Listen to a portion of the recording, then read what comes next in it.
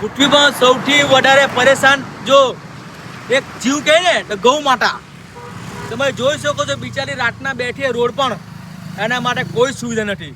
આજે હું સોશિયલ મીડિયામાં બોલી થાકી ગયો કે આના માટે કંઈ કરો, કંઈ વ્યવસ્થા કરો અમારા કાંઠા વિસ્તારમાં.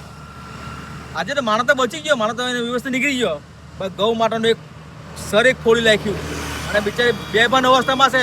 ટ્રીટમેન્ટ અમે કરી છે પણ તમે જોઈ શકો છો બિચારી આના માટે કોઈ આજુબાજુ હોસ્પિટલ બી નથી પાછું ને કોઈ જાતની ગૌશાળા બી નથી કે ત્યાં આગળ લેજો નજીક. આ બિલ્લી મોરા છે છેક નવસારીમાં મૂકવા જવું પડે. હાલ હું ગોંડી બાપો છું. તમે જોઈ શકો હાલ જો બિચારા દયા આવે આપણને તો આ જોઈ ને. હવે હું થાકી ગયો આ બોલી સોશિયલ મીડિયામાં કે વધારે કે બોલાઈ જાય તો પછી વિવાદ સર્જાઈ જાય. સમૂહ પટેલ પણ બસો મેં તમે વિવાદ સર્જવા માણસ નથી, પણ પ્લીઝ એક મીઠા માણસ તમને કેવું છે આના માટે કંઈક કરો. બિચારી આ રોડ પર બે ચોમાસાનો સમય છે, ધડધડ વાહન ચાલે છે, એમની હાલત તમે જો સાહેબ આ દયા કરો આના પર. માણસોને ભાઈ જીવ બચાવો. પ્રાણી તો મરી રહ્યા છે રોજે રોજ.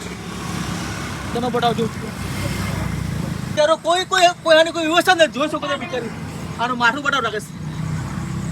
આ જોઈ શકો છો. અને હા, તમે શ્રી કૃષ્ણ ફાઉન્ડેશન સપોર્ટ કરતા રહેજો. અને હું તો અવાજ ઉઠાવીશ ગાયો માટે. જો આપણે ગાય માટે અવાજ નહીં ઉઠાવશું ને તો આવનાર સમયમાં આપણે ખેતી પણ નથી રહેવાની અને આપણા માટે અનાજ પણ નથી પાકવાનું. ખરેખર કાંઠા વિસ્તારમાં ગૌશાળાની જરૂર છે. એ થકી તમે પ્રશાસનને આ તમે ટેગ કરો, અમારા કાંઠા વિસ્તારમાં ગૌશાળા બને.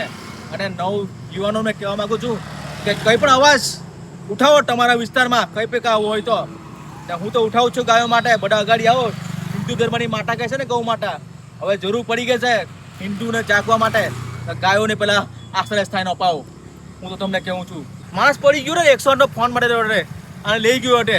બિચારું પડ્યું છે આલુ આ અડધો પોણા કલાક થઈ ગયો. હું છ ને મારું કામ પડીને આવ્યો છે, ટ્રીટમેન્ટ કરી છે આ હાલતમાં અને હવે ગૌશાળા મોકલાવાનું છે.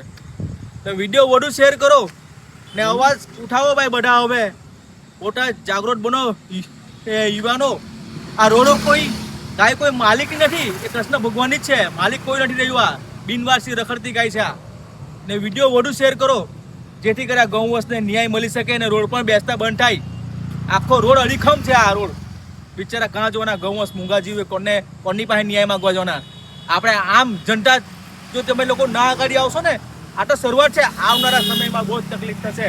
તો વિડીયો વધુ શેર કરો. તમારી આજુબાજુ જે જવાબદાર વ્યક્તિ હોય ને, જે પ્રશાસન, એમની પાસે વિડીયો ટેગ કરવા. જય શ્રી રામ, જય ગૌ.